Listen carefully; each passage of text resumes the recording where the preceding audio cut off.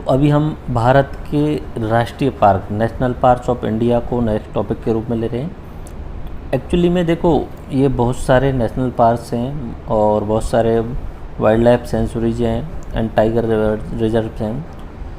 अब कोशिश तो ये करनी है कि सारे याद हो जाएं, बट सारे याद नहीं रह पाते हैं। फिर भी सबसे आसान तरीका याद करने का यही है कि जो मैंने PDF दी हुई है, इसमें मैंने मैप अच्छे तरीके से यूज किए हुए हैं। आप जितना ज़्यादा हो सके उतना प्रैक्टिस कर लेना। मैं अभी आपको बता देता हूँ कौन कौन से राज्यों में कौन कौन से नेशनल पार्क हैं, बट विदाउट प्रैक्टिस ये सब याद नहीं कर सकते आप। कम से कम 2-3 बार आपको प्रैक्टिस करनी पड़ेगी। उसके बाद में आपको ट्रिक्स पढ़ने की कोई ज़रूरत नहीं पड़ेगी। ट्रिक्स से आप याद कर भी लोगे तो 2-4-5 दिन याद रहता है, बट अगर आप मैप में 2-3 बार अगर ब्लैंक मैप में ये सब डाल लोगे, उसके बाद हमेशा ज़िंदगी भर याद रहेगा। ओके, देखो मैं शुरुआत कर रहा हूँ जम्मू कश्मीर वाले क्षेत्र से। तो जम्मू कश्मीर में 2 नेशनल पार्क हैं, Kishtwar and Hemis high altitude national park. Okay, तो जम्मू कश्मीर के 2 हुए, Kishtwar and Hemis high altitude national park. Himachal Pradesh में आए तो ग्रेट हिमालय नाम से करके नेशनल पार्क है हिमाचल प्रदेश का। अगर उत्तराखंड में आए तो उत्तराखंड में 2 नेशनल पार्क हैं, वैली ऑफ फ्लावर्स फूलों की घाटी and Corbett national park. Okay, तो ये अपना जम्मू कश्मीर में 2 हुए, हिमाचल प्रदेश में 1 हुआ एंड उत्तराखंड में 2 हुए। पंजाब और हरियाणा में एक भी नेशनल पार्क नहीं है यहाँ पे। अब अपने राजस्थान की बात करें तो Sariska national park, Ranthambore national park और डेजर्ट नेशनल पार्क, यानी अपना रेगिस्तान वाला राष्ट्रीय उद्यान। यूपी में सिर्फ एक इम्पोर्टेंट है, दुधवा नेशनल पार्क, ये आपको याद रखना है। दुधवा नेशनल पार्क उत्तर प्रदेश में है। ओके, राजस्थान के 3 हैं, सरिस्का, रणथंभौर और रेगिस्तान नेशनल पार्क। ओके, अगर हम MP में आए तो MP में शिवपुरी, वन विहार भोपाल जू, सतपुड़ा, बांधवगढ़, कान्हा, पेंच, ये अपने जो हैं MP के नेशनल पार्क हैं। एक बार दोबारा देखिए, शिवपुरी, वन विहार, सतपुड़ा, बांधवगढ़, कान्हा एंड पेंच, ये अपने MP के अपने नेशनल पार्क हुए। अब इधर की साइड में चलते हैं, पूर्वोत्तर साइड में।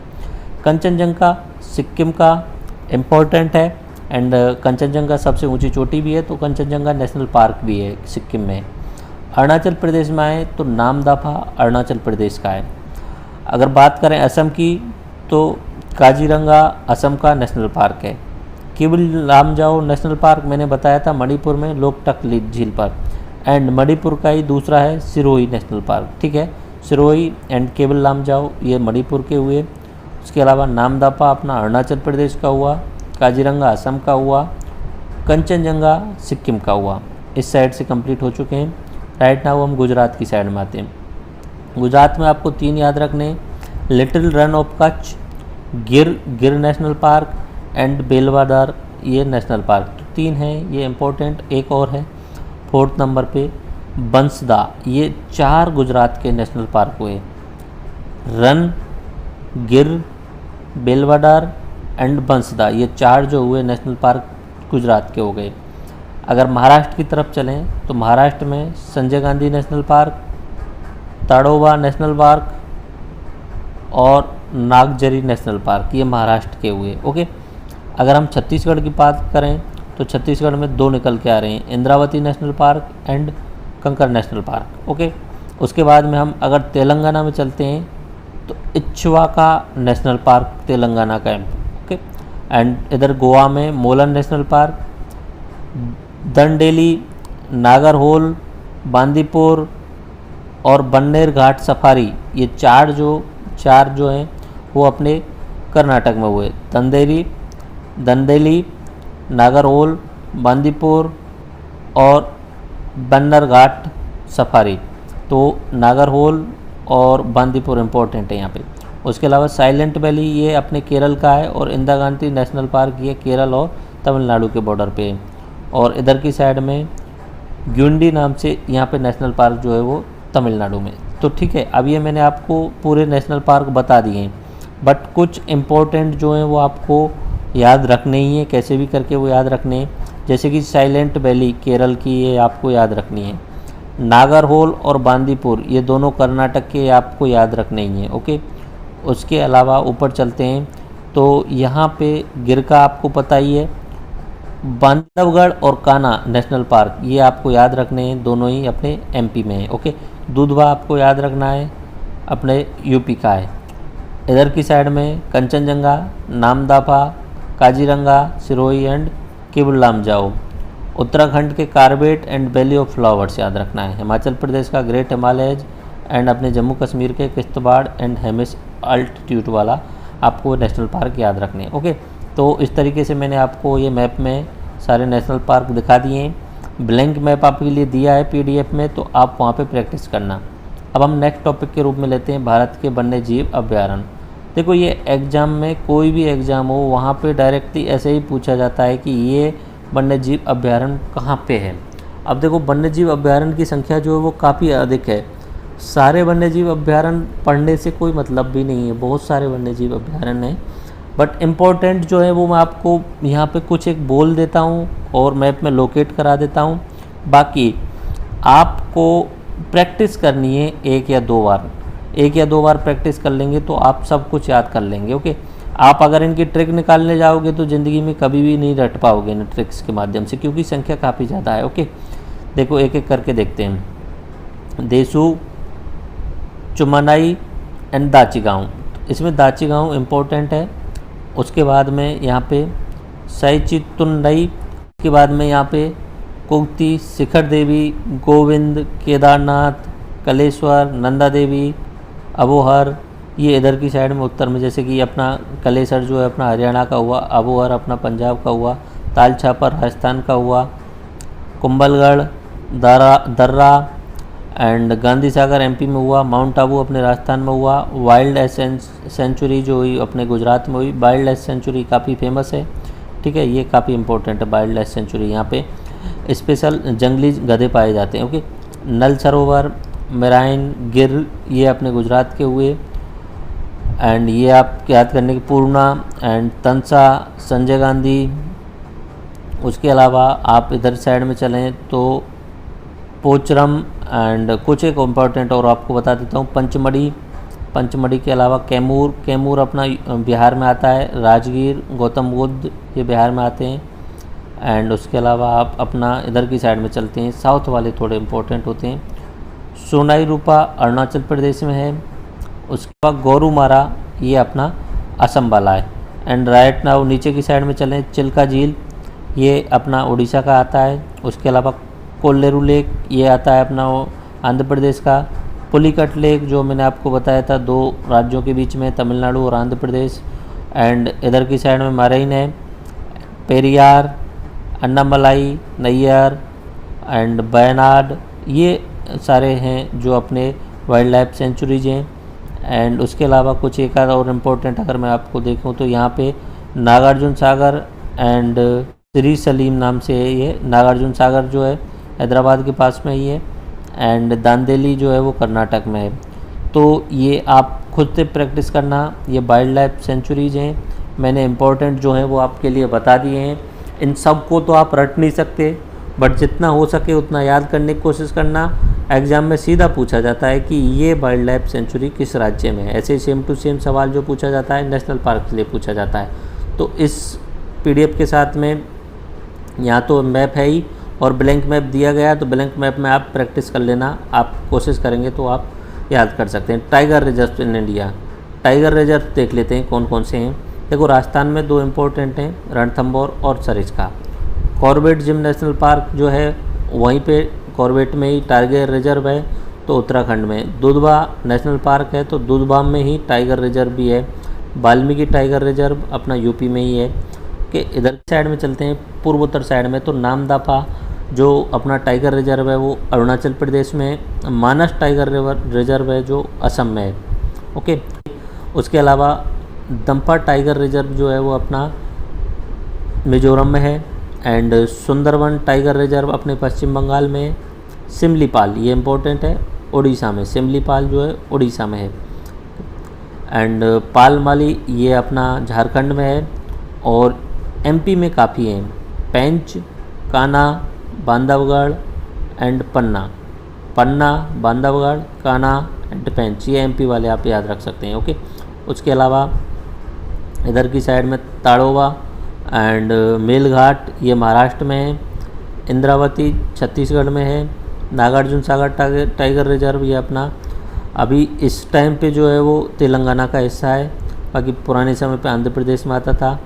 एंड भद्रा ये अपना कर्नाटक में है, और बांदीपुर, भद्रा एंड बांदीपुर दो अपने कर्नाटक में है। पेरियार टाइगर रिजर्व जो है वो ना केरल में है।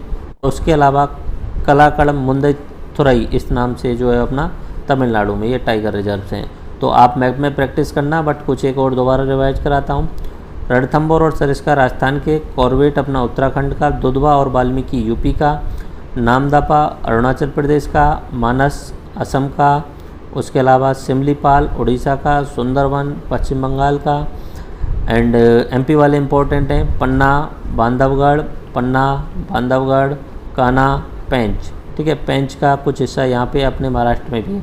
मेलघाट एंड ताड़ोवा ये अपने महाराष्ट्र के हुए, इंद्रावती छत्तीसगढ़ का हुआ, नागार्जुन सागर जो तेलंगाना का हुआ, भद्रा एंड बांदीपुर ये जो हुए अपने कर्नाटक के हुए, पेरियार कलाकड़ मुंदैथुरई ये जो हुई अपनी तमिलनाडु की हुई। ओके, तो ये अपने टाइगर रिजर्व्स हो गए, एंड उसके अलावा अपने वन्यजीव अभ्यारण्य हो गए, और उसके अलावा राष्ट्रीय पार्क हो गए। ठीक है, तो अभी हम नेक्स्ट टॉपिक के रूप में भारत के राष्ट्रीय मार्च को लेते हैं। ओके, तो इसमें से एग्जाम में से नॉर्मली कुछ ज़्यादा तो नहीं पूछा जाता, बट जो more important national park national highways हैं वो देख लेते हैं कौन कौन से हैं। देखो, सबसे पहले हम शुरुआत करते हैं जो नेशनल हाईवे 44 है, जो कश्मीर से कन्याकुमारी तक जाता है। देखिए, ये वाला नेशनल हाईवे मैं यहाँ पे पेन चला के बताऊँगा। यहाँ से श्रीनगर से जा रहा है इस तरीके से जम्मू वाले इलाके में, जम्मू के दिल्ली के बाद में इस तरीके से यहाँ पे 44 आ रहा है। यहाँ 44 यहाँ पे डिवाइड हो जाता है, इधर 48 आता है, इधर की साइड में 44 चलता रहता है, नीचे की साइड में 44 नंबर। तो उत्तर को दक्षिण से जोड़ने वाला जो हाईवे है उसका नंबर जो है वो 44 नंबर का नेशनल हाईवे है। और ये कहाँ तक जा रहा है? 44 नंबर का नेशनल हाईवे कन्याकुमारी तक ये जा रहा है। यानी उत्तर को दक्षिण से जोड़ने वाला कौन सा नेशनल हाईवे होगा? 44 नंबर। ओके, उसके बाद में हम देखते हैं जो important national highway 27 national highway, जो अपने पूरब को पश्चिम से जोड़ता है। ओके, पूरब पश्चिम, पश्चिम पूरब, इस तरीके से यहाँ से शुरू करते हैं इस जगह से। बाकी 41 आके यहाँ पे मिल जाता है, इसमें 27 ये इस तरीके से आ रहा है। ये 27 चल रहा है यूपी वाले इलाके में, लखनऊ में कवर करते हुए, आगे अपना बिहार पास करते हुए, पश्चिम बंगाल से निकलते हुए असम में एंटर कर रहा है। असम में एंटर करने के बाद में ये 15 में जुड़ जाता है, और 15 जो है वो अपने अरुणाचल प्रदेश तक इसे जोड़ देता है। तो 27 जो है वो अपना पूरब और पश्चिम को कवर कर रहा है। ओके, उसके बाद में अपना स्वर्णिम चतुर्भुज जो है वो 4 शहरों को जोड़ता है, दिल्ली एंड मुंबई, चेन्नई और कोलकाता। इन 4 शहरों को जोड़ने वाला है स्वर्णिम चतुर्भुज। इस तरीके से यहाँ से यहाँ तक जो आ रहा है वो 48 नंबर का आ रहा है। ओके, एक बार मैं दोबारा से बता देता हूँ, इस जगह से इस जगह तक 48 नंबर हाईवे आ रहा है इस तरीके से। ओके, उसके बाद में यहाँ पे चल रहा है 48 नंबर ही, ये 48 नंबर जा रहा है नीचे की साइड में, और इधर की साइड में ये बेंगलुरु तक जा रहा है। ओके, बेंगलुरु के बाद में इस तरीके से यहाँ चेन्नई तक आ रहा है नेशनल हाईवे। एंड ये नेशनल हाईवे अपना समुद्र के सारे इस तरीके से निकल के आ रहा है। नेशनल हाईवे नंबर 16 है ये, 16 नंबर नेशनल हाईवे, और इधर की साइड में कोलकाता तक पहुंच रहा है। कोलकाता के बाद में फिर इसे दिल्ली से कनेक्ट करने के लिए नेशनल हाईवे नंबर 19 निकल के जा रहा है ऊपर की साइड में, और ये नेशनल हाईवे नंबर 19 जो है वो अपना फिर दिल्ली से मिल जा रहा है। ठीक है, तो 19 नंबर ये हुआ, उसके अलावा 16 नंबर ये हुआ, 48 नंबर यहाँ तक का हुआ। ठीक है, तो ये 3 इम्पोर्टेंट नेशनल हाईवे हैं जो अपना स्वर्णिम चतुर्भुज बनाते हैं, दिल्ली, बॉम्बे, चेन्नई, कोलकाता एंड दिल्ली, इस तरीके से ये जोड़ते हैं। ओके, उसके अलावा और कुछ इम्पोर्टेंट आप नेशनल हाईवे देख लीजिए। अपने उत्तर प्रदेश की तरफ जो देखते हैं वो देखते हैं 27 तो जो है आपको मैंने बताया कि पूरब को पश्चिम से जोड़ने वाला है, गुजरात से लेके अरुणाचल प्रदेश तक जा ही रहा है 27।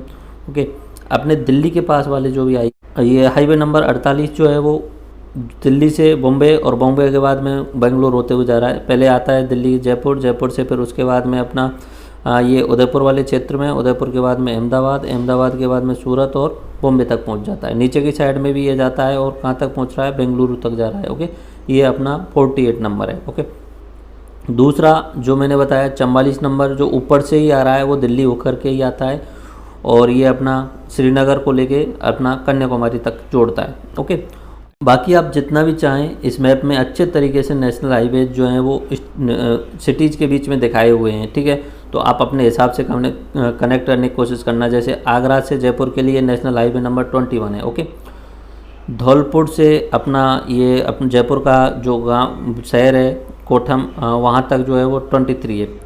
एंड इधर की साइड में आप देखेंगे तो ये 27 जा रहा है, कोटा बारह से पूरी होते हुए कानपुर निकल रहा है। एंड अगर ऊपर की साइड में अगर देखें तो यहाँ पे जो हाईवे नंबर है वो निकल के आ रहा है, ये वाला जो है वो अपना 27 में मिल जाता है। एंड एक चीज़ आपको याद रखनी है, दिल्ली और आगरा के बीच में सुपरवे एक्सप्रेस बना हुआ है, सुपरवे बना हुआ है, तो दिल्ली और आगरा के बीच में, और आगरा से लखनऊ के बीच में भी अभी बनाया गया है, आगरा से लखनऊ के बीच में भी बनाया गया है सुपर एक्सप्रेस वे। ओके, तो ये अपने नेशनल हाईवेज हैं, इसमें मैप में क्लियरली यहाँ पे आपको दिखाए हुए हैं। एंड मोर इम्पोर्टेंट आपको ऊपर से नीचे वाला ये अपना हाईवे नंबर 44 याद रखना है। एंड पूरब से पश्चिम वाला अपना हाईवे नंबर 27 याद रखना है। उसके अलावा हाईवे नंबर 48 जो यहाँ तक बंगलुरु तक आ रहा है। उसके बाद में हाईवे नंबर 16 जो अपना चेन्नई और कोलकाता को जोड़ रहा है। एंड उसके बाद में हाईवे नंबर 19 जो अपने दिल्ली और कोलकाता को जोड़ रहा है। ओके, इस तरीके से नेशनल हाईवेज हैं। पीडीएफ अगर आप डाउनलोड कर लेंगे तो वहाँ पे इतने सारे जितने भी आप सिटीज़ के बीच में जो भी आप देखना चाहें वो आप अच्छे तरीके से देख सकते हैं। ये नेशनल हाईवेज जो हैं वो पीडीएफ में आपको मिल जाएंगे अच्छे तरीके से। अब बात करते हैं विश्व विरासत स्थल की, वर्ल्ड हेरिटेज साइट।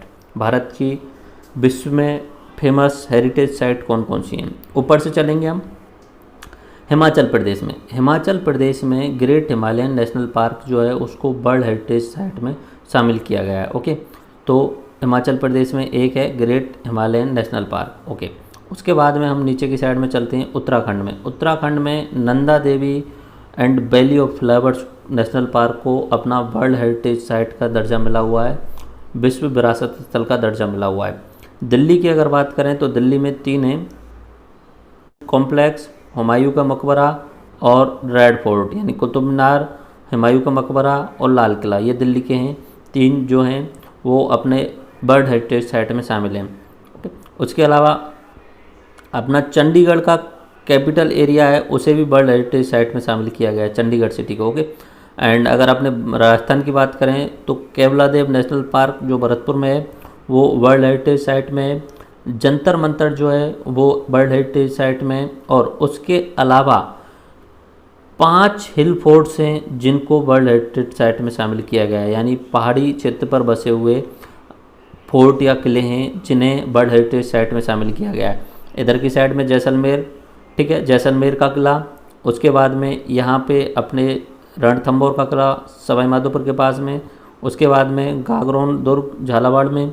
उसके बाद में अपना कुंभलगढ़ एंड चित्तौड़गढ़, ये चित्तौड़गढ़ है और यहाँ पे कुंभलगढ़ दौड़, ठीक है। तो इस तरीके से ये 5 जो हैं वो किले इन्हें वर्ल्ड हेरिटेज साइट में शामिल किया गया है। ओके, एंड यूपी की अगर बात करें तो आगरा का किला और ताजमहल जो वर्ल्ड हेरिटेज साइट में, फतेहपुर सीकरी भी विश्व विरासत स्थल में शामिल है। बिहार से नालंदा विश्व विरासत स्थल में शामिल है। सिक्किम का कंचनजंगा नेशनल पार्क जो वर्ल्ड हेरिटेज साइट में है। एंड असम का Manas wildlife sanctuary world heritage site में है। काजीरंगा वाइल्ड लाइफ सेंचुरी भी अपना विश्व विरासत स्थल में है। बिहार में नालंदा और बोधगया 2 जो हैं विश्व विरासत स्थल हैं। पश्चिम बंगाल में सुंदरबन का जो डेल्टा है वो विश्व विरासत स्थल में है। उसके अलावा कुछ रेल लाइन्स हैं, रेल लाइन्स जो अंग्रेज़ों के टाइम पे माउंटेन रेलवेज ऑफ इंडिया जो बहुत ऊंची पहाड़ियों पे बनाई गई हैं वो हैं, वो इम्पोर्टेंट हैं, उन्हें भी विश्व विरासत स्थल में शामिल किया गया है। बात करते हैं नंबर 1, यहाँ पे इस जगह पे ये कालका Shimla railway line. Okay, number 2 इस जगह पे ये दार्जिलिंग हिमालयन रेलवे लाइन है। और नंबर 3 यहाँ पे नीलगिरी माउंटेन रेलवे लाइन है। तो ये 3 जो है वो रेलवे लाइन को 3 रेलवे लाइन, एक तो अपना कालका शिमला अपना हिमाचल प्रदेश में हुआ, दार्जिलिंग वाला अपना पश्चिम बंगाल में हुआ, और यहाँ पे जो है अपना नीलगिरी माउंटेन रेलवे ये अपने केरल और तमिलनाडु के बीच में हुआ है। ओके, अब देखते हैं अपने मध्य प्रदेश में खजुराहो के जो टेम्पल्स हैं उनको शामिल किया गया है। उसके अलावा सांची का स्तूप है। रॉक शेल्टर ऑफ भीमबेटका जहाँ पे पाषाण काल के और पूरा पाषाण काल के समय के रॉक शेल्टर्स मिले हैं, ठीक है। तो उनको भी अपना विश्व विरासत स्थल में गुफाओं में चित्र बने हुए वाले हैं, तो वो है। उसके अलावा गुजरात की अगर बात करें तो रानी का बाग एंड अपना अहमदाबाद शहर है, उसे ही अपना विश्व विरासत स्थल में शामिल किया गया है। उसके अलावा चंपानेर पावगढ़ आर्कियोलॉजिकल पार्क है, उसे विश्व विरासत स्थल में शामिल किया गया है। इधर चलते हैं उड़ीसा की साइड में, तो उड़ीसा का सूर्य मंदिर उसे विश्व विरासत स्थल में शामिल किया गया है। महाराष्ट्र में अगर चलें तो महाराष्ट्र में एलोरा की गुफाएं, अजंता की गुफाएं विश्व विरासत स्थल में शामिल है। उसके साथ साथ में एलिफेंटा की गुफाएं और छत्रपति शिवाजी टर्मिनल, इसको भी विश्व विरासत स्थल में शामिल किया गया है। गोवा की चर्च हैं, कॉन्वेंट चर्च, उनको विश्व विरासत स्थल में शामिल किया गया है। इधर की साइड में अपने कर्नाटक में चलें तो पट्टाडकई यहाँ पे और हम्पी, ये दो हैं अपने कर्नाटक में जिन्हें विश्व विरासत स्थल में शामिल किया गया है। तमिलनाडु में चोल मंदिर हैं और महाबलीपुरम, ये दो हैं, इनको भी वर्ल्ड हेरिटेज साइट में शामिल किया गया है। फोर्ट मैंने आपको बताए, 5 किले आपको बताए राजस्थान के जिन्हें विश्व विरासत स्थल में शामिल किया गया है, जैसलमेर, रणथंभौर, गागरोन, कुंभलगढ़ एंड चित्तौड़गढ़ का। माउंटेन मैंने आपको बताई, कलका शिमला वाली रेलवे लाइन, दार्जिलिंग वाली रेलवे लाइन, उसके अलावा नीलगिरी माउंटेन रेलवे लाइन्स, ठीक है। एक बार दोबारा नीचे की साइड से ऊपर की तरफ देखते हुए चलते हैं। तमिलनाडु के 2 बताए, महाबलीपुरम और चोल के मंदिर। उसके अलावा यहाँ केरल में इस जगह पे माउंटेन, इन पर्वतों पे मैंने एक रेलवे लाइन बताई थी, नीलगिरी माउंटेन रेलवे, जो विश्व विरासत स्थल में शामिल है।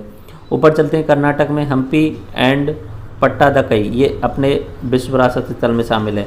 अगर बात करें गोवा की, तो गोवा की जो चर्चें हैं उनको विश्व विरासत स्थल में शामिल किया गया है। अगर बात करें महाराष्ट्र की, तो महाराष्ट्र में एलिफेंट गुफाएं, छत्रपति शिवाजी टर्मिनल, अजंता की गुफाएं एंड एलोरा की गुफाएं और अजंता की गुफाएं, इनको विश्व विरासत स्थल में शामिल किया है। ओडिशा में सूर्य कोणार्क मंदिर है। गुजरात में रानी का बाग, अहमदाबाद शहर और Champaner Pavagadh archaeological park. MP में भीमबेटका के रॉक शेल्टर्स, खजुराहो के मंदिर और सांची का स्तूप, ओके। एंड इधर साइड में बिहार में नालंदा एंड बोधगया 2 हैं। वेस्ट बंगाल में सुंदरवन नेशनल पार्क है और इधर की साइड में अपना दार्जिलिंग की रेलवे लाइन है। अगर पूर्वोत्तर में चलें तो असम में 2 हैं, एक तो है काजीरंगा वाइल्ड लाइफ सेंचुरी और दूसरा है अपनी मानस वाइल्ड लाइफ सेंचुरी, जो भूटान और असम दोनों का हिस्सा होती है, ओके। एंड सिक्किम में कंचनजंगा नेशनल पार्क है। ऊपर की साइड में उत्तर प्रदेश में 3 इम्पोर्टेंट हैं, आगरा का किला, ताजमहल और फतेहपुर सीकरी। राजस्थान की बात अगर हम करें तो 5 तो मैंने किले बताए थे आपको, रणथंभौर का किला, गागरोन का किला, चित्तौड़गढ़ का किला, कुंभलगढ़ का किला और जैसलमेर का किला। और उसके अलावा अपना केवलादेव नेशनल पार्क और जंतर मंतर जयपुर का। एंड चंडीगढ़ जो कैपिटल कॉम्प्लेक्स है उसे भी वर्ल्ड हेरिटेज साइट में शामिल किया गया है। दिल्ली की बात करें तो कुतुब मीनार एंड हुमायूं का मकबरा और लाल किला।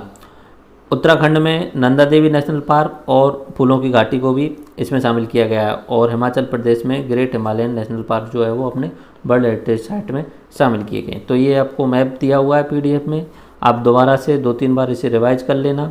एंड राजस्थान के ये हिल्स पे बने हुए फोर्ट हैं और 3 जो हैं वो अपनी रेलवे लाइनें जो ऊंची पर्वतों पे बनी हुई हैं। अब हम चलते हैं नेक्स्ट टॉपिक के रूप में भारत के पर्यटन स्थल, ठीक है। पर्यटन स्थल को देखते हैं, एक एक करके सारे को देखते हैं हम, क्योंकि ये इम्पोर्टेंट है, इनका पता होना चाहिए किस किस राज्य में कौन कौन से पर्यटन स्थल हैं। एंड पर्यटन स्थल से मतलब भी नहीं है, आपको इन लोकेशन पता होना चाहिए कि किस राज्य में ये शहर है। देखो लद्दाख और लेह ये अपने माउंटेन वाले पर्यटन स्थल हैं, ठीक है। इनमें तीर्थ यात्री भी आते हैं। इस तरीके का सिग्नल अगर दिख रहा होगा तो वो हिल स्टेशन है, इस तरीके का बीचेज हैं और इस तरीके का wild life and national park हैं, ओके। तो हम ऊपर से शुरुआत कर रहे हैं यहाँ से। लद्दाख और लेह अपने पहाड़ी वाले इलाके हैं, वो पर्यटन स्थल हैं। एंड उसके बाद में अगर हम बात करें गुलमर्ग की हिल स्टेशन है, पहलगांव, श्रीनगर और मनाली। ये मनाली जो है अपना शिमला में आएगा आई थिंक, ओके। तो गुलमर्ग, श्रीनगर और पहलगांव ये अपने जम्मू कश्मीर के हिल स्टेशन हुए। लद्दाख एंड लेह ये भी जम्मू कश्मीर यानी अभी यूनियन टेरिटरी लद्दाख है तो उसमें शामिल हो जाएंगे। शिमला और मनाली ये हिल स्टेशन हैं। अमृतसर और चंडीगढ़ ये तीर्थ तीर्थ स्थल फेमस हैं। उसके बाद में अब गंगोत्री तीर्थ स्थल में आ रहा है, बद्रीनाथ ऊंचाई पर तीर्थ स्थल है, ऋषिकेश है, हरिद्वार है, ये सब कहाँ पे आ रहे हैं, उत्तराखंड में आ रहे हैं। ओके, ये सब नाम आपने सुने हुए होंगे।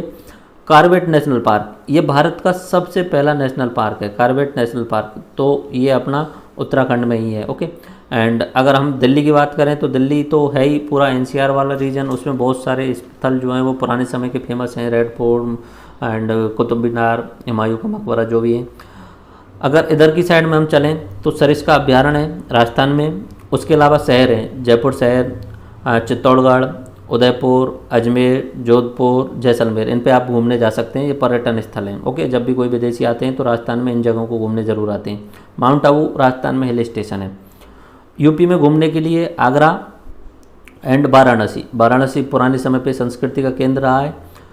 एमपी में अगर बात करें तो ग्वालियर एंड शिवपुरी, खजुराहो के मंदिर, सांची का स्तूप है, उज्जैन वाला क्षेत्र है, ठीक है। उसके अलावा पंचमढ़ी, कान्हा नेशनल पार्क है एंड मांडू, ये सब अपने एमपी वाले क्षेत्र में पर्यटन स्थल हैं। ओके, ये मतलब सिटीज़ के नाम आपको मैं बता रहा हूँ उस तरीके से। गंगटोक सिक्किम की राजधानी है, वो पर्यटन स्थल है। दार्जिलिंग हिल स्टेशन है, अपने पश्चिम बंगाल में पड़ता है, वहाँ पे पर्यटन स्थल है। काजीरंगा काफ़ी बार बता चुका हूँ, असम में आता है। मेघालय की राजधानी शिलोंग, वो भी हिल स्टेशन है, ठीक है। इधर की साइड में अगर पूर्वोत्तर में घूमने जाओ तो इम्फाल ज़रूर जाना। ओके, अब बात करते हैं कोलकाता, काफ़ी पुराना शहर है, अंग्रेज़ों ने बसाया था, ठीक है। इसके तो बहुत सारी चीज़ें हैं, वहाँ पे स्मारक भी हैं, पिलग्रिमेज जो भी हैं। ओके, एंड इधर की साइड में दीघा, ये जो है बीच है, दीघा बीच, जो समुद्र के किनारे लगा हुआ है, एंड ये अपने पश्चिम बंगाल में आता है। उसके बाद में हम बात करें मोनूमेंट्स या पिलग्रिमेज सेंटर की, तो भुवनेश्वर, पुरी, कोणार्क, ये जो हैं उड़ीसा के फेमस स्थल हैं जो आपको घूमने चाहिए। ओके, विशाखापट्टनम जो है वो समुद्र के किनारे लगा हुआ है और यहाँ के बीच फेमस है, यहाँ का समुद्र तट फेमस है। अब गुजरात साइड में चलते हैं, अहमदाबाद जो है वहाँ के स्मारक प्रसिद्ध हैं। द्वारका, गिर नेशनल पार्क, ये गुजरात के हुए। एलोरा, अजंता, औरंगाबाद, ये महाराष्ट्र के हैं। महाबलेश्वरम, ठीक है, ये महाराष्ट्र के हुए। अगर हैदराबाद नीचे की साइड में चलें आंध्र प्रदेश में, तो हैदराबाद सिटी है वो अपने आप में फेमस है, और गोलकोंडा शहर। ओके, एंड बीजापुर शहर जो है वो महाराष्ट्र में आ रहा है, वो भी फेमस है। गोवा अपने आप में बीच है, इसलिए वहाँ पे बहुत ज़्यादा समुद्र तट है, तो गोवा फेमस है ही। आप घूमने के लिए जब जाते हैं तो गोवा का नाम ज़रूर सुनते हैं।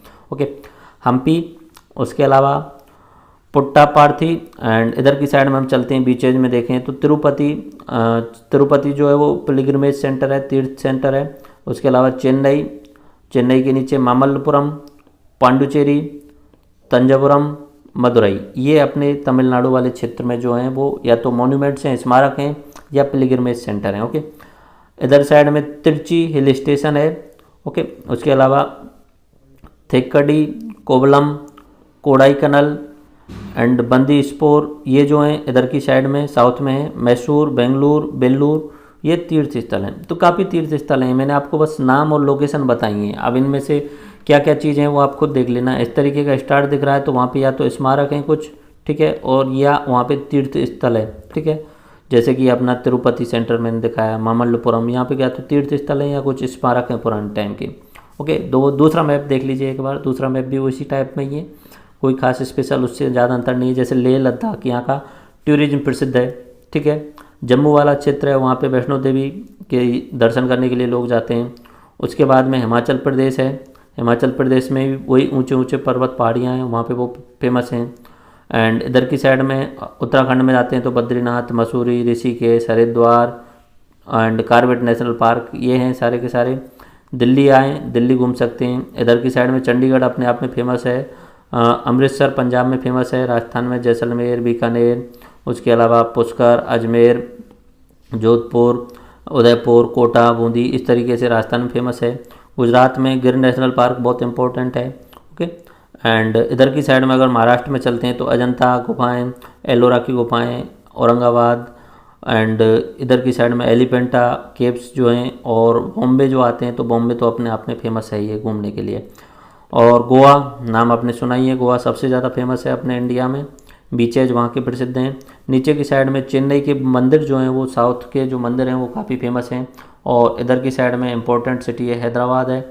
उड़ीसा में अगर बात करें तो कटक, कोणार्क, पुरी, भुवनेश्वर, ये इंपॉर्टेंट शहर हैं। एमपी की बात करें तो Bhopal, Khajuraho and Kanha national park, Bandhavgarh national park ये हैं। वाराणसी अपनी संस्कृति का पिछले 5000 साल से केंद्र रहा है। आगरा ताजमहल के लिए फेमस है। लखनऊ राजधानी है। पटना, नालंदा, राजगीर, बोधगया ये बिहार के फेमस स्थल हैं। उसके अलावा कोलकाता इम्पोर्टेंट है एंड गंगटोक इधर की राजधानी है ही अपने सिक्किम की। तो ये सारे वही सेम टू सेम है। गुवाहाटी अगर जाएं, असम साइड में जाएं तो गुवाहाटी देख के आएँ। शिलोंग जो है वो अपनी मेघालय की राजधानी है। बाकी इतने जितने भी पूर्वोत्तर राज्य हैं इनकी राजधानियाँ जो हैं वो नॉर्मली पहाड़ी क्षेत्रों में बसी हुई हैं, तो वो आप वहाँ देख सकते हैं। तो ये पर्यटन स्थल हुए। अब नेक्स्ट टॉपिक के रूप में हम लेते हैं भारत में बोली जाने वाली भाषाएं। देखो भारत की जो भाषाएं नॉर्मली हम दो भागों में बांट लेते हैं। नॉर्मली दो भागों में बांट दी जाती हैं, या तो आर्य भाषा या द्रविड़ भाषा। आर्य भाषा यानी संस्कृत से रिलेटेड मानी जाती हैं, और द्रविड़ भाषा का जो साहित्य है वो माना जाता है कि आर्यों के आने से पहले जो थ्योरी आती है, तथाकथित थ्योरी, उसके अनुसार द्रविड़ की जो है वो अलग भाषा मानी जाती है। आर्यों से वो बिल्कुल डिफरेंट होती है। बाकी संस्कृत से निकली हुई भाषा आप सुनते होंगे, पंजाबी, भोजपुरी, गुजराती, मराठी, ये सब संस्कृति से निकली हुई हैं। बट अब यहाँ पे हम स्टेट वाइज देख लेते हैं कौन कौन से राज्य में कौन कौन सी लैंग्वेज बोली जाती है। और जैसे कि अपना इधर की साइड में महाराष्ट्र से लेके और अपना ऊपर की साइड में या उड़ीसा तक, ये मैं बीच में एक बार दोबारा से बना देता हूँ, महाराष्ट्र से लेके और उड़ीसा तक, ये ऊपर की साइड में ज़्यादातर जो लैंग्वेज हैं वो संस्कृत से निकली हुई हैं, वो आर्य भाषाएं। और नीचे की साइड में जितनी भी लैंग्वेज हैं ये अपने आप में एक डिफरेंट आइडेंटिटी रखती हैं और ये द्रविड़ भाषाएं मानी जाती हैं। ओके, कश्मीर में कश्मीरी लैंग्वेज बोली जाती है। ओके, कश्मीर की कश्मीरी लैंग्वेज है, हिंदी से मिलती जुलती ही है। ओके, पंजाब में पंजाबी लैंग्वेज, बाकी हिंदी से ही निकली हुई भाषाएं ये। यहाँ पे अपना ये हिंदी बेल्ट बोला जाता है। हिमाचल प्रदेश, उत्तराखंड, हरियाणा, राजस्थान, यूपी, एमपी, बिहार, झारखंड, छत्तीसगढ़, इसे बोला जाता है हिंदी बेल्ट, जहाँ पे हिंदी से ही रिलेटेड, डायरेक्टली हिंदी से रिलेटेड, क्योंकि इन राज्यों की कोई अलग से वो नहीं है, अलग से कोई भाषा नहीं बनाई हुई। जैसे पंजाब है तो वहाँ पे पंजाबी वहाँ पे एक मुख्य भाषा के रूप में जोड़ी गई है, लेकिन इन राज्यों ने अपनी कोई स्पेशल भाषा नहीं बनाई हुई। जैसे राजस्थान है, वहाँ पे हिंदी में ही बच्चों को पढ़ाया जाता है। एमपी में प्राइमरी लैंग्वेज हिंदी होती है। छत्तीसगढ़ में, झारखंड में, बिहार में, इन सब में प्राइमरी लैंग्वेज जो होती है वो हिंदी होती है। तो ये हिंदी बेल्ट है, काफ़ी बड़ी बेल्ट है, सबसे ज़्यादा भाषा यही बोली जाती है अपने इंडिया में। ओके, गुजरात में हिंदी तो है ही, बट प्राइमरी रूप में गुजराती लैंग्वेज होती है। महाराष्ट्र में मराठी लैंग्वेज है। ओके, एंड इधर की साइड में उड़ीसा में उड़िया लैंग्वेज है। बंगाल में बंगाली लैंग्वेज है। अब ये सब जितनी भी गुजराती, मराठी, उड़िया, ये सब हिंदी से रिलेटेड ही हैं, हिंदी से मिलते जुलते ही शब्द हैं। थोड़ा बहुत उनमें प्रोनाउंसिएशन में, बोलने में कुछ अंतर आ जाता है। ओके, तो बट इन्होंने क्या किया है कि इन्होंने अपनी एक तरीके से लिपि डेवलप कर ली है और इनकी प्राइमरी लैंग्वेज में पढ़ाई की जाती है। बाकी राजस्थान में राजस्थान लैंग्वेज में पढ़ाई नहीं की जाती है। बिहार में भोजपुरी लैंग्वेज में बच्चों को नहीं पढ़ाया जाता है, वहाँ हिंदी में ही पढ़ाया जाता है। बंगाल में बंगाली लैंग्वेज में पढ़ाया जाता है। असम में बोली जाती है असमी। अरुणाचल प्रदेश आपको याद रखना है, अरुणाचल प्रदेश में निसी लैंग्वेज बोली जाती है। ओके, एंड नागालैंड में आओ बोली जाती है, एओ, इस तरीके से कोई लैंग्वेज है।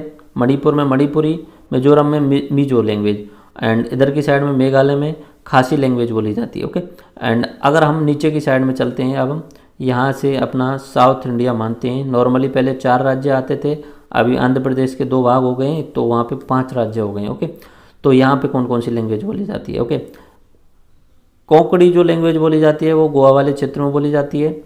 कर्नाटक में बोली जाती है कन्नड़, ये आपको याद रखनी है। कर्नाटक में कौन सी लैंग्वेज बोली जाती है? कन्नड़। आंध्र प्रदेश में और अपना तेलंगाना में, इन दोनों में ही बोली जाती है तेलुगु लैंग्वेज। ठीक है, ये तेलंगाना वाला हिस्सा है ऊपर, और नीचे वाला आंध्र प्रदेश, दोनों में ही तेलुगु लैंग्वेज बोली जाती है। बट यहाँ पे तेलुगु के आधार पे ही यहाँ पे तेलंगाना बना हुआ है। ओके, एंड केरल की बात करें तो मलयालम, और तमिलनाडु की बात करें तो तमिल। देखो आप तमिल तो याद कर लोगे तमिलनाडु से, आपको ऑटोमेटिक ही। केरल का कुछ अलग सा नाम लग रहा है आपको, केरल की क्या रही है? मलयालम, ये याद रखनी है आपको। ठीक है, बाकी तो राज्यों के नाम से ही भाषा का पता चल जाता है। कर्नाटक की आपको कन्नड़ आपको याद रखनी है, कन्नड़। ओके, एंड गोवा की आपको कोंकण, ये आपको याद रखनी है। यही इंपॉर्टेंट है, बाकी तो और कुछ नहीं है। अब जैसे तेलुगु वाला क्षेत्र है तो वहाँ पे तेलुगु है, तेलुगु बोली जाती है। तेलंगाना वाले क्षेत्र में तो आप नाम से ही पता चला लेंगे कि कौन कौन सी लैंग्वेज बोली जा रही है। ठीक है, तो ये अपना मैप मैंने आपको दिखा दिया है, आप इसमें खुद से प्रैक्टिस करना। एक बार मैं आपको दोबारा से रिवाइज करा देता हूँ कश्मीर में कश्मीरी लैंग्वेज, पंजाब में पंजाबी लैंग्वेज, वहाँ पे पंजाबी लिपि भी है। ओके, उसके अलावा हिंदी बेल्ट कौन कौन से राज्य आते हैं? हिमाचल प्रदेश, उत्तराखंड, राजस्थान, एमपी, यूपी, छत्तीसगढ़, झारखंड और बिहार, ये हिंदी बेल्ट हो गई। Okay, Hindi belt. इधर साइड में चलते हैं तो बंगाल, पश्चिम बंगाल में बंगाली लैंग्वेज, ठीक है। इधर की साइड में हम चलते हैं तो असमी लैंग्वेज, एंड मेघालय में खासी लैंग्वेज, मणिपुर में मणिपुरी, मिजोर लैंग्वेज, अरुणाचल प्रदेश में निशो, एंड अपना नागालैंड में एओ बोलते हैं, ठीक है। एंड उड़िया उड़ीसा में बोली जाती है, महाराष्ट्र में मराठी, गुजरात में गुजराती। नीचे चलते हैं तो तेलुगु लैंग्वेज बोली जाती है आंध्र प्रदेश और तेलंगाना वाले क्षेत्र में, कन्नड़ लैंग्वेज बोली जाती है कर्नाटक में, केरल में बोली जाती है मलयालम लैंग्वेज और तमिलनाडु में बोली जाती है तमिल लैंग्वेज। ओके, तो ये अपनी लैंग्वेज कंप्लीट हुई। अब हम बात करते हैं इंडिया टोपोग्राफिक रूप में, मतलब वही सारा जो पहले मैं बता चुका था उनको सारी चीज़ों को एक बार यहाँ पे रिवाइज मोड में देख लेते हैं। देखो टोपोग्राफिक, ये आपके लिए जो मैप दिया गया है, इसमें आप पहले ये समझिए कि इसका अंतर क्या होता है, इसका मतलब क्या होता है कि कितनी ऊंचाई है।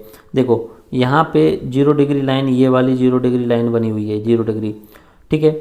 इससे नीचे जाने पे नीला रंग आ रहा है, ऊपर चलने पे थोड़ा सा ग्रीन, फिर उसके बाद में रेड और उसके बाद में अलग ही जो वाइट रेड जो आ रहा है, वाइट ग्रीन वाइट ब्लू आ रहा है, यानी बर्फ़ वाला क्षेत्र जो आ रहा है।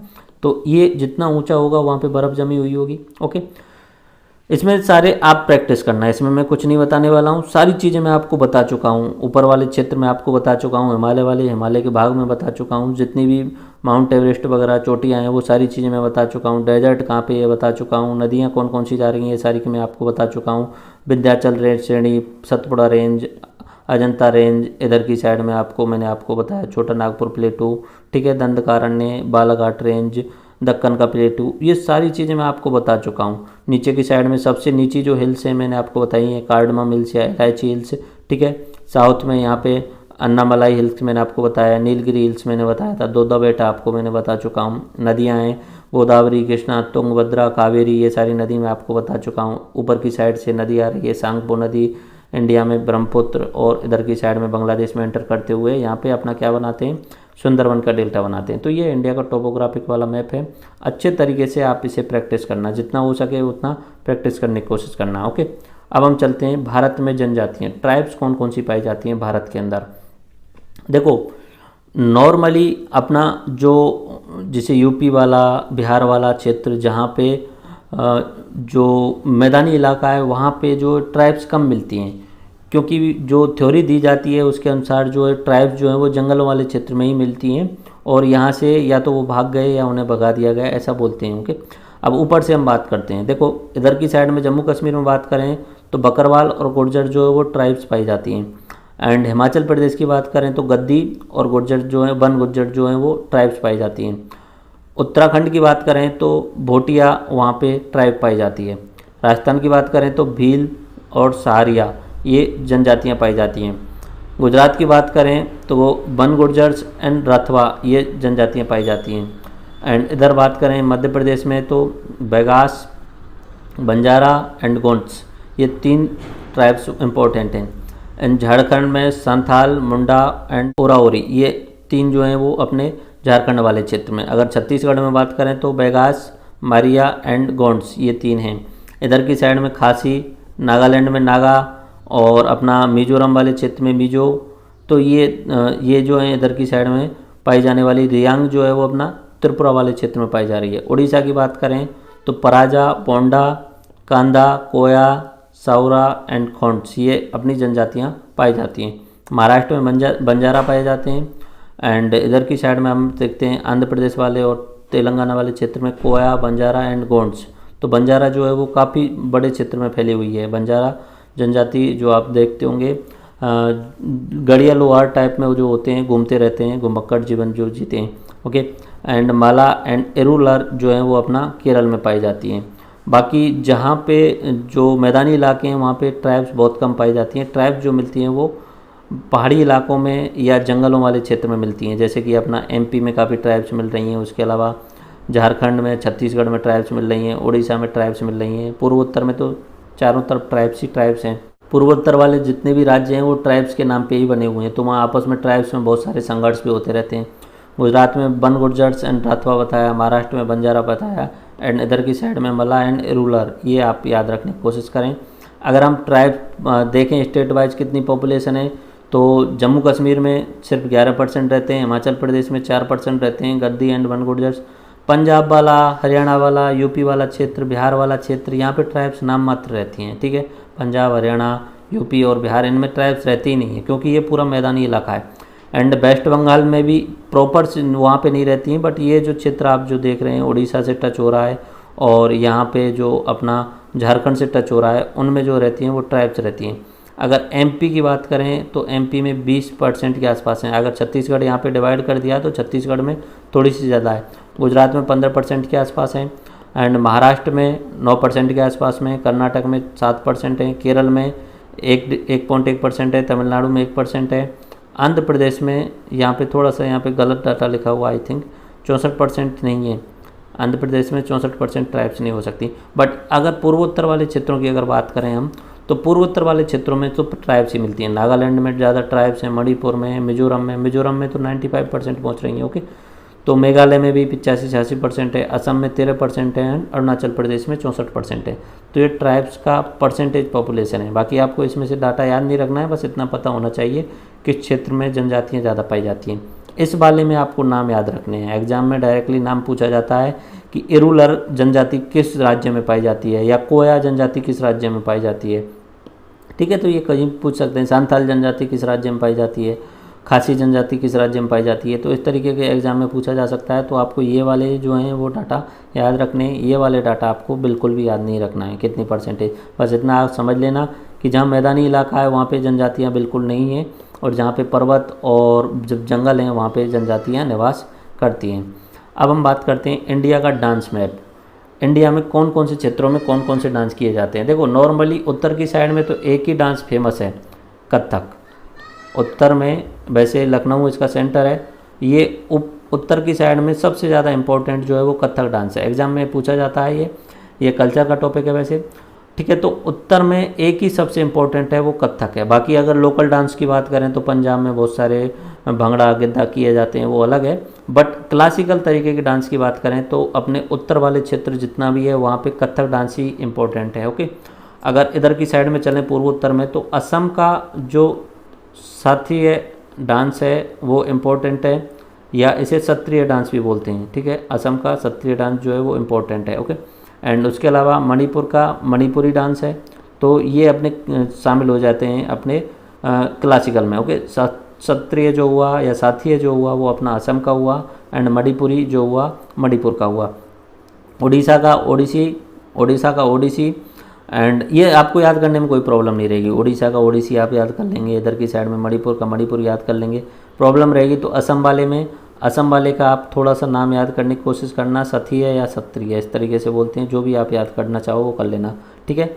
एंड ऊपर वाले का जितना भी है, ऊपर वाले जितने भी राज्य हैं उनमें कथक ही इंपॉर्टेंट है। तो कथक जो हुआ उत्तर भारत का पूरे का क्लासिकल डांस हो गया। अब नीचे की साइड में क्लासिकल डांस अलग आते हैं। देखो केरल का मोहिनी अट्टम और कथकली, मोहिनी अट्टम और कथकली ये केरल के हैं।